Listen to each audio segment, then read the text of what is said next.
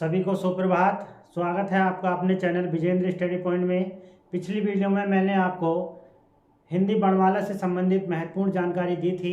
उसी क्रम को आगे बढ़ाते हुए, क्योंकि हमारा जो टॉपिक चल रहा था वो संधि चल रहा था, लेकिन व्यंजन संधि को समझने के लिए हमें हिंदी वर्णमाला का ज्ञान होना बहुत ज़रूरी है। इसलिए मैंने संधि को रोककर हिंदी वर्णमाला पर आपको थोड़ा पढ़ाया था। इसके बाद हम शुरू करते हैं संधि का दूसरा भाग, जो है व्यंजन संधि। व्यंजन संधि एक हमारा ऐसा टॉपिक है, अगर आप इसको रटने की कोशिश करोगे तो आप इसको पूरी लाइफ नहीं याद कर सकते हो। अगर इसको एक बार आप अच्छी तरह समझ लेंगे, क्योंकि इसमें बहुत सारे नियम हैं और इन सभी नियमों को एक एक करके आप अगर समझ लेंगे तो आप ये जिंदगी भर नहीं भूलेंगे। तो शुरू करते हैं आज की वीडियो, जिसका टॉपिक है हमारा व्यंजन संधि। अब बात आती है व्यंजन संधि कहते किसे हैं। तो व्यंजन संधि, व्यंजन के बाद इसकी परिभाषा देखते हैं। व्यंजन के बाद स्वर या व्यंजन आने से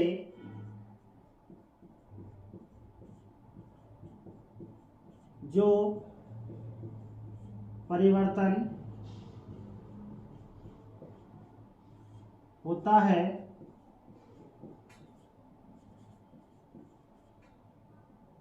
उसे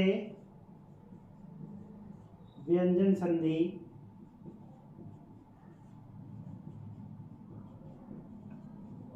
कहते हैं।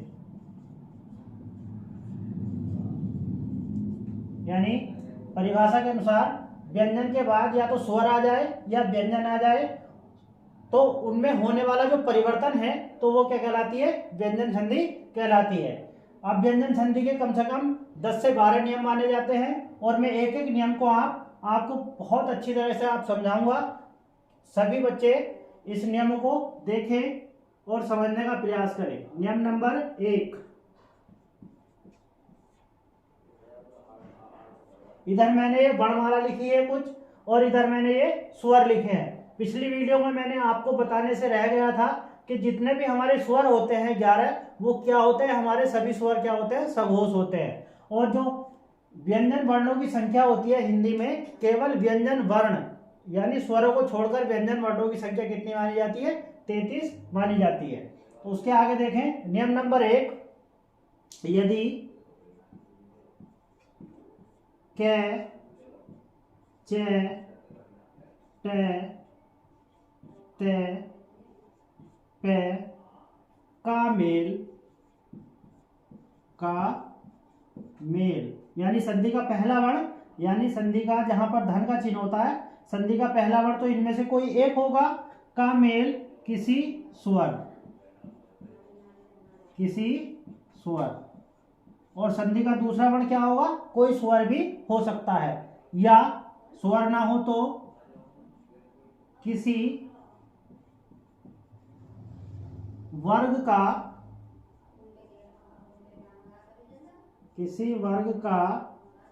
तीसरा चौथा वर्ण। अब संधि का पहला वर्ण तो इनमें से होगा और दूसरा वर्ण या तो स्वर होगा, अगर स्वर भी ना हो तो प्रत्येक वर्ग का, कितने वर्ग बताए थे मैंने पिछली वीडियो में, 5 वर्ग बताए थे। कै, चे, टे, ते, पे, ये हमारे क्या है, वर्गों के पहले व्यंजन है। ये हमारे, ये मैंने बताया था आपको याद करने की ट्रिक। तो यहाँ पर वर्ग का तीसरा, अब देखो तीसरा वर्ण कौन सा है, गे, जे, डे, दे, वे, और चौथा है घे, झे, डे, धे, वे। तो वर्ग का तीसरा या चौथा वर्ण या अंतस्थ वर्ण, अंतस्थ व्यंजन, य, रे, ले, वे, य, रे, ले, वे से हो तो कै, चे, टे, ते, पे,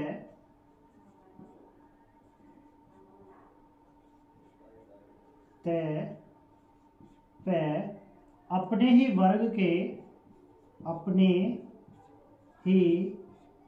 वर्ग के तीसरे वर्ण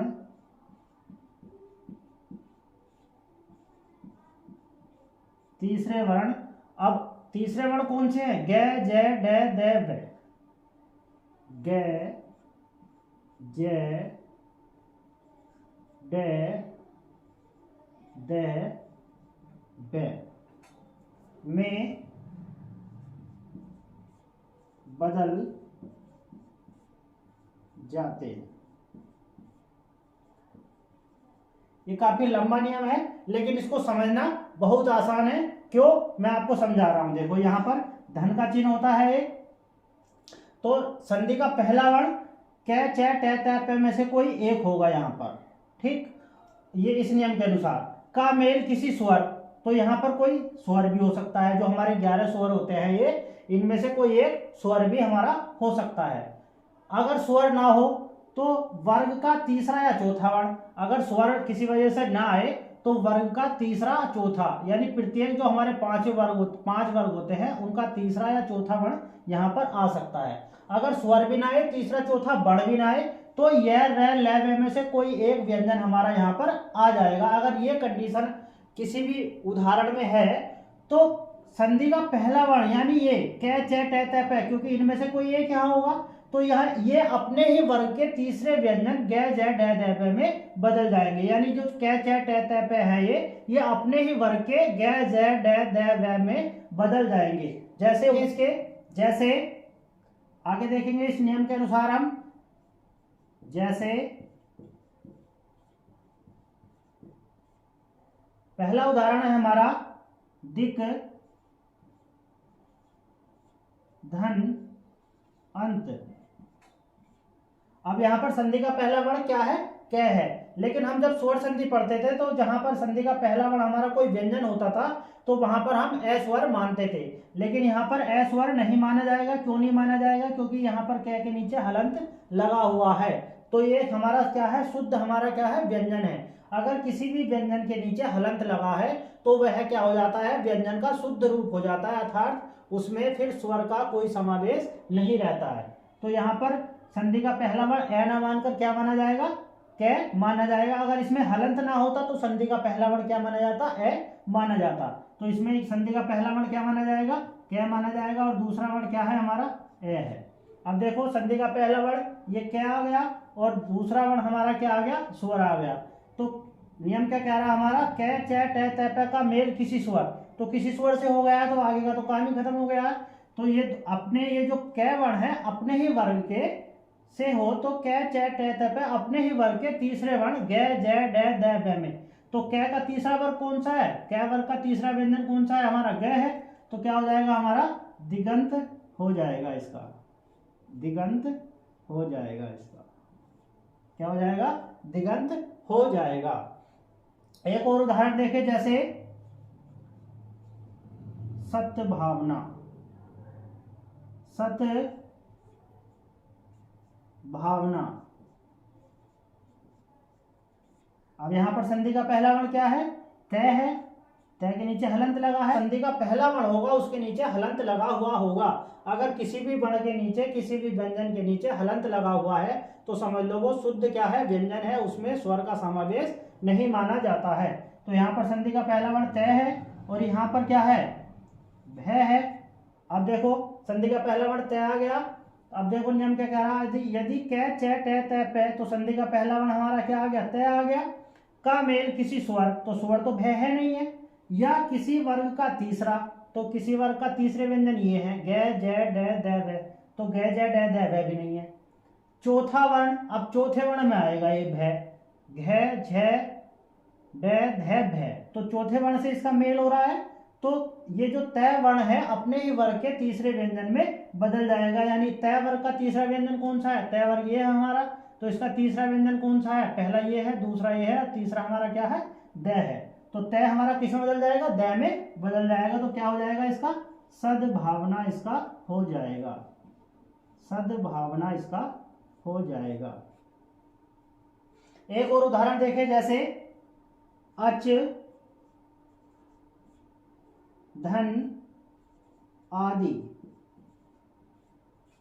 अच, धन, आदि। अब यहाँ पर संधि का पहला वर्ण क्या है, च है, च के नीचे हलंत है तो च ही माना जाएगा। और दूसरा वर्ण क्या है, आ है। इस बार च के बाद हमारा क्या आ गया, स्वर आ गया। तो च हमारा किस में बदल जाएगा, अपने ही वर्ग के तीसरे व्यंजन में बदल जाएगा। अब देखो च वर्ग ये है हमारा, च वर्ग का तीसरा व्यंजन क्या है, ज है। तो ये जो च है ज में बदल जाएगा, तो क्या हो जाएगा, इसका आजादी हो जाएगा, आजादी इसका हो जाएगा। एक और उदाहरण देखें, जैसे सुप धन अंत, सुप धन अंत। अब यहां पर संधि का पहला वर्ण क्या है, प है, और यहां पर क्या है, ए है। तो प के बाद क्या आ गया, संधि का पहला वर्ण प आ गया, इसके बाद का मेल किसी स्वर, तो ए हमारा स्वर आ गया। तो प अपने ही वर्ग के तीसरे वर्ण में बदल जाएगा, यानी प किस में बदल जाएगा, पहला वर्ण प है, दूसरा फ है, तीसरा व है। तो ये किस में बदल जाएगा, व में बदल जाएगा। क्या हो जाएगा, इसका सुवंत हो जाएगा। क्या हो जाएगा, सुवंत इसका हो जाएगा। एक उदाहरण और देखें, जैसे उत धन योग, उत धन योग। अब संधि का पहला वर्ण क्या है हमारा, त आ गया, और दूसरा वर्ण क्या आ गया हमारा, यह आ गया। संधि का पहला वर्ण त है और इसमें यह है। अब देखो यहाँ पर यदि क च ट त प का मेल किसी स्वर, तो किसी स्वर से तो हो नहीं रहा है, किसी वर्ग का तीसरा चौथा वर्ण, तो तीसरे चौथे वर्ण में भी यह नहीं आता है। या अंत्यस्थ व्यंजन, तो अंत्यस्थ व्यंजन यह रह होते हैं हमारे। तो यह का मेल, तय का मेल किससे हो रहा है, अंतस्थ वर्ण यह से हो रहा है। तो जो तय है अपने ही वर्ग के तीसरे वर्ण यानी किस में बदल जाएगा, द में बदल जाएगा, क्योंकि तय वर्ग का तीसरा वर्ण है हमारा द। तो क्या हो जाएगा, इसका उद्योग इसका हो जाएगा, उद्योग, उद्योग इसका हो जाएगा। यदि आपको नियम के अनुसार ये उदाहरण समझ में आ रहे हैं तो कमेंट करके जरूर बताएं। नियम नंबर 2, यदि क च ट त प का मेल,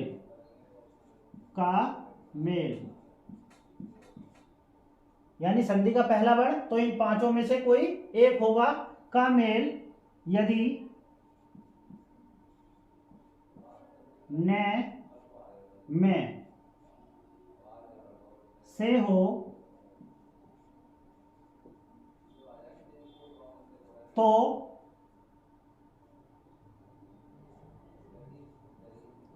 क च ट त प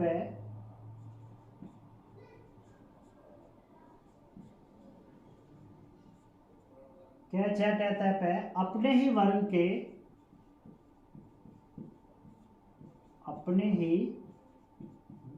के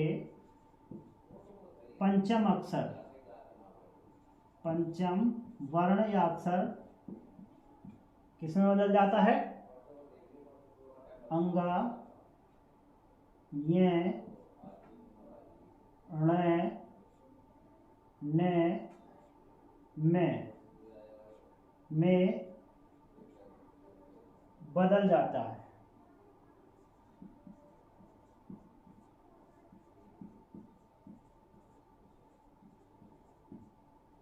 अब दूसरा नियम क्या कह रहा है हमारा, अगर यदि क च ट त प का मेल न में से हो, क्योंकि न में हमारे क्या है, नासिकीय व्यंजन है, से हो, तो क च ट त प अपने ही वर्ग के पांचवें वर्ण, यानी ये जो क च ट त प है अपने ही वर्ग के ण, य, न में बदल जाता है। जैसे उदाहरण,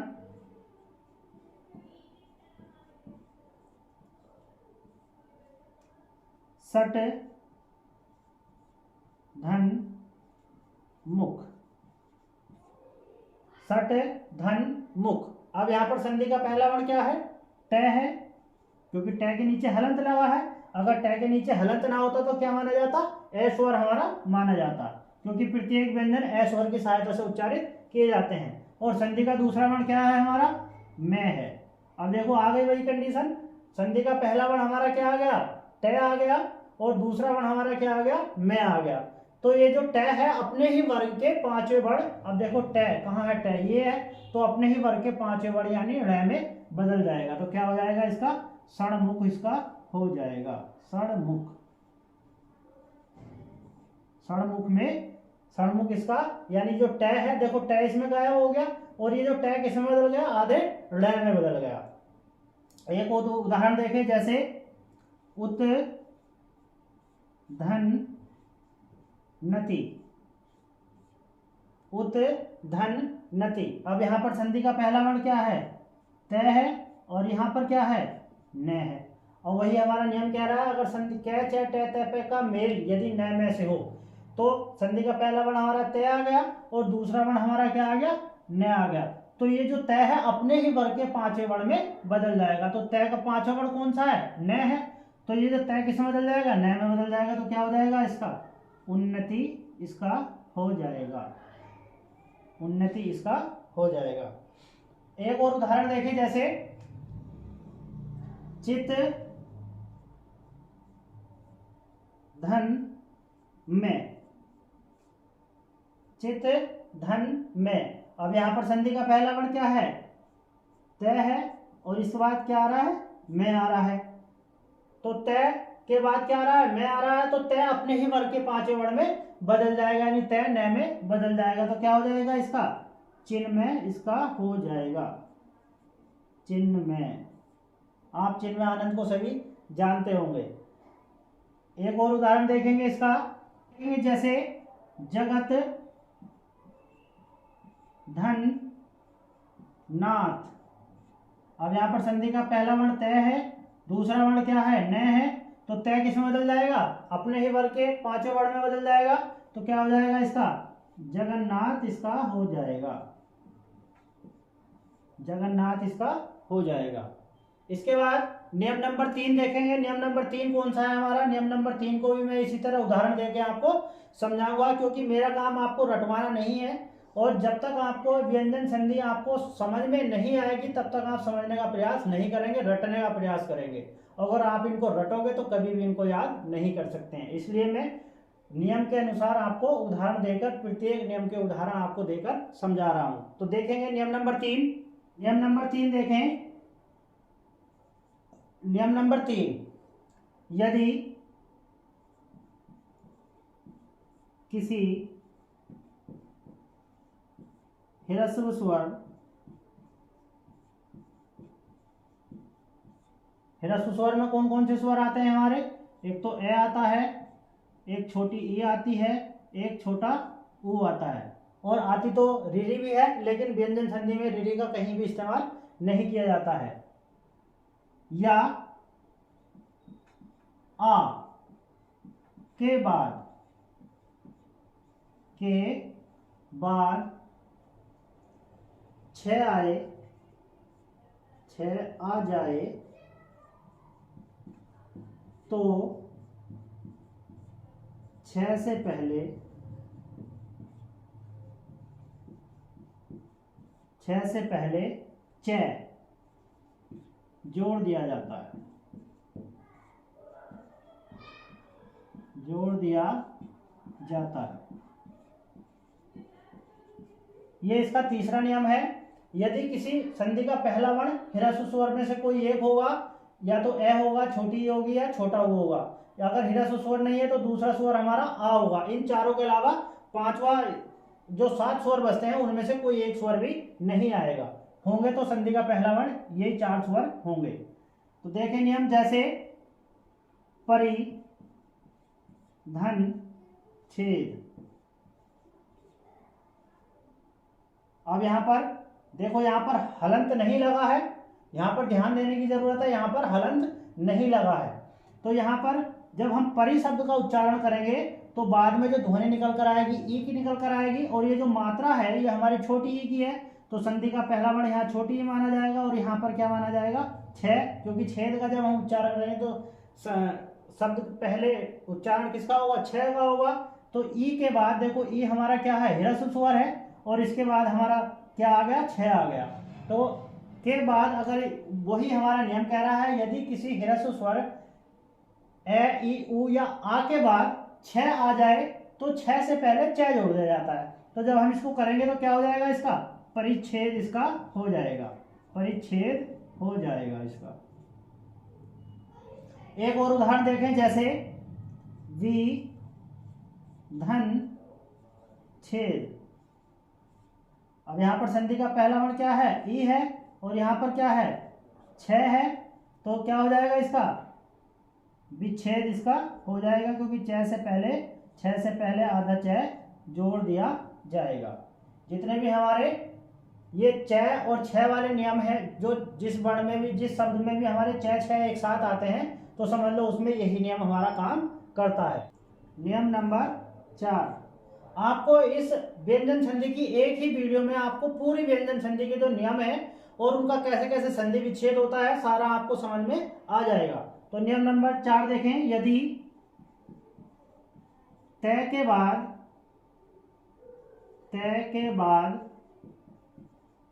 ज झ आ जाए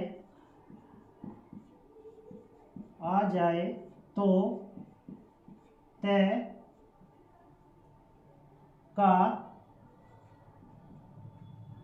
जय हो जाता है, तय का क्या हो जाता है, जय हो जाता है। नियम है हमारा, अगर संधि का पहला वर्ण हमारा तय है और तय के बाद अगर हमारा दूसरा वर्ण जय आ जाए या झ आ जाए तो तय का क्या हो जाता है, जय हो जाता है। जैसे विपत धन जाल, विपत धन जाल। अब यहां पर संधि का पहला वर्ण क्या है, तय है, क्योंकि तय के नीचे हलंत लगा है, अगर हलंत नहीं लगता तो क्या हो जाता, व्यंजन हो जाता। और व्यंजन किसकी सहायता से बोले जाते हैं, स्वरों की सहायता से बोले जाते हैं। लेकिन ये जो व्यंजन के साथ साथ क्या है, ये हलंत लगने के बाद स्वर से मुक्त हो चुका है, तो यहाँ पर संधि का पहला वर्ण क्या माना जाएगा, तय ही माना जाएगा। और यहाँ पर क्या है, जय है, तो ये तय किस में बदल जाएगा, तय का क्या हो जाता है, जय हो जाता है। तो तय के बाद जय आ गया ना, तो तय किस में बदल जाएगा, जय में बदल जाएगा। तो क्या हो जाएगा इसका, विपजाल हो जाएगा। क्या हो जाएगा, विपजाल। देखो ये वाला जो तय है किस में बदल गया, यहाँ आधे जय में बदल गया। एक और उदाहरण देखें, जैसे सत धन जन, इसका संधि विच्छेद बहुत आता है और पूछा भी जाता है कि सज्जन का संधि विच्छेद क्या होगा और इसमें कौन सी संधि हमारी होगी। तो यहाँ पर संधि का पहला वर्ण क्या है, तय है, और यहाँ पर क्या है, दूसरा वर्ण जय है। दोनों ये तय के बाद जय आ गया तो तय हमारा किस में बदल जाएगा, जय में बदल जाएगा। तो क्या हो जाएगा इसका, सज्जन हमारा हो जाएगा। एक और उदाहरण देखें झ का, जैसे उत धन झटिका, उत धन झटिका। अब यहां पर संधि का पहला वर्ण क्या है, तय है, और यहां पर क्या है, झ है। तो तय के बाद क्या आ गया, झ आ गया इस बार। तो तय किस में बदल जाएगा, जय आ जाए या झ आ जाए, बदलना तय जय में ही है, तो किस में बदल जाएगा, ये तय जय में बदल जाएगा। तो क्या हो जाएगा इसका, के बाद झ आ गया है तो इसमें क्या हो जाएगा, उज्झटिका हो जाएगा। तो क्या हो जाएगा इसका, उज्झटिका इसका हो जाएगा। ये जो तय है हमारा किस में बदल गया, जय में बदल गया। इसके बाद अगला नियम देखेंगे, नियम नंबर 5 देखें। नियम नंबर 5, यदि तय के बाद लय हो तो तय किस में बदल जाता है, लय में बदल जाता है।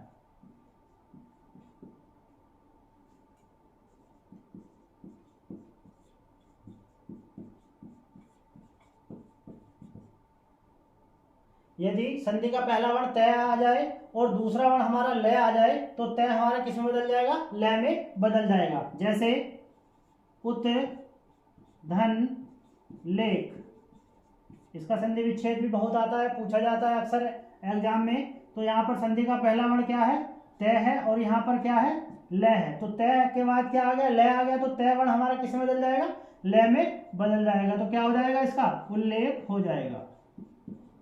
क्या हो जाएगा, उल्लेख हो जाएगा। एक और उदाहरण देखिए, जैसे तत् धन लीन। यहां पर संधि का पहला वर्ण क्या है, तय है, और यहां पर दूसरा वर्ण क्या है, ल है। तय के बाद ले आ रहा है, तो तय किस में बदल जाएगा, ल में बदल जाएगा। क्या हो जाएगा, तल्लीन इसका हो जाएगा। ये था हमारा नियम नंबर 5। अब देखेंगे नियम नंबर 6। क्या देखें इसका, यदि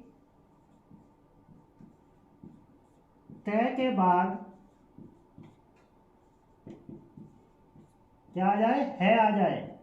तय के बाद हमारा क्या आ जाए, संधि का पहला वर्ण तो हमारा क्या हो, तय हो, और दूसरा वर्ण क्या आ जाए हमारा, अगर है आ जाए, तो कंडीशन क्या होगी, यदि तय के बाद है आ जाए तो तय का दय हो जाता है, तय का दय तथा है का धय हो जाता है।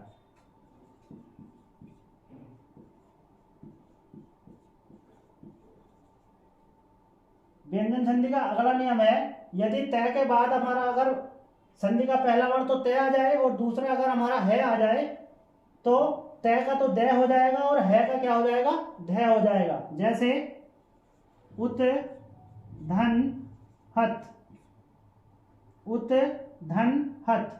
अब यहां पर संधि का पहला वर्ण क्या है, तय है, और दूसरा वर्ण क्या है हमारा, है। यही हमारा नियम है कि यदि तय के बाद है आ जाए, तो संधि का पहला वर्ण इसमें तय आ गया और दूसरा हमारा क्या आ गया, है आ गया, तो तय तो किस में बदल जाएगा, दय में बदल जाएगा, और है किस में बदल जाएगा, धय में बदल जाएगा। तो क्या हो जाएगा इसका, तय है और यहाँ पर क्या है, तो तय किस में बदल जाएगा, दय में बदल जाएगा, और है किस में बदल जाएगा, धय में बदल जाएगा। तो क्या हो जाएगा इसका, उद्धत इसका हो जाएगा, उद्धत। देखो तय दय में बदल गया और है धय में बदल गया। ऐसे एक और उदाहरण देखें, जैसे उत धन हार। यहां पर संधि का पहला वर्ण क्या है, तय है, और दूसरा वर्ण क्या है।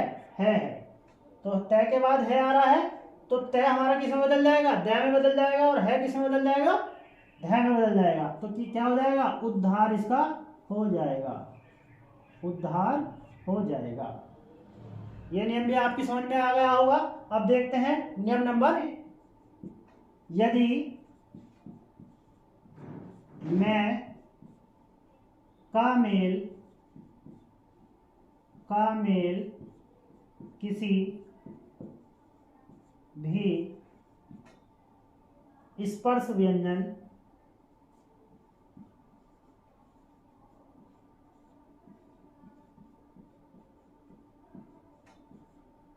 अंतस्थ व्यंजन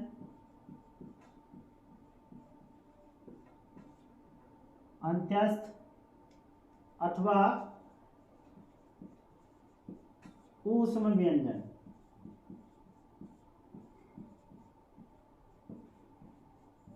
से हो, तो मैं अनुस्वार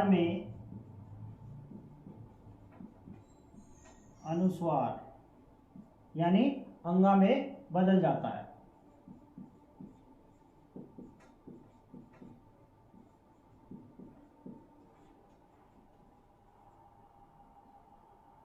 यदि मैं का मेल किसी भी स्पर्श व्यंजन, क्योंकि कै से लेकर मैं तक के 25 वर्ण हमारे क्या होते हैं, स्पर्श होते हैं, और अंतस्थ व्यंजन हमारे कौन कौन से होते हैं, य, र, ल, व, और ऊष्म या संघर्षी व्यंजन हमारे कौन से होते हैं, तीनों श और है। यदि मैं का मेल किसी भी स्पर्श व्यंजन या अंतस्थ व्यंजन या ऊष्म या संघर्षी व्यंजन से हो, तो मैं का क्या हो जाता है, अनुस्वार हो जाता है। जैसे सम धन कल। अब यहां पर संधि का पहला वर्ण क्या है, मैं है, और दूसरा वर्ण क्या है हमारा, कै है, तो कै हमारा क्या है, एक स्पर्श व्यंजन है, क्योंकि कै से लेकर मैं तक के जितने भी हमारे वर्ण हैं 25, ये क्या माने जाते हैं, स्पर्श व्यंजन माने जाते हैं। तो मैं हमारा किस में बदल जाएगा, अनुस्वार में बदल जाएगा। अनुस्वार का मतलब होता है जो अंक बिंद हम लगाते हैं ऊपर, तो क्या हो जाएगा, इसका संकल्प हो जाएगा। क्या हो जाएगा, इसका संकल्प हो जाएगा। एक और उदाहरण देखें, जैसे सम धन सार।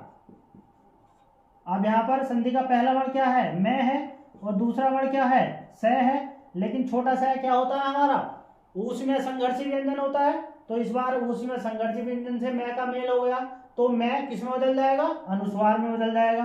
तो क्या हो जाएगा, इसका संसार हो जाएगा। क्या हो जाएगा, संसार हो जाएगा। एक और उदाहरण देखिए, जैसे सम धन से। सम धन से। अब यहां पर संधि का पहला वर्ण क्या है, मैं है, दूसरा वर्ण क्या है हमारा, से है, तो किस में बदल जाएगा ये, मैं किस में बदल जाएगा, अनुस्वार में बदल जाएगा। तो क्या हो जाएगा, इसका संशय इसका हो जाएगा। संशय इसका क्या हो जाएगा, संशय हो जाएगा। तो ये थे हमारे व्यंजन संधि के कुछ महत्वपूर्ण नियम। इसके बाद एक नियम और है, वो भी मैं आपको बताऊंगा। 8 नियम नंबर 8 देखें, यदि तय के बाद च छ आ जाए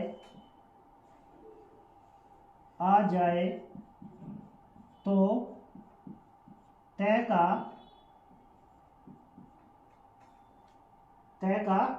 च हो जाता है।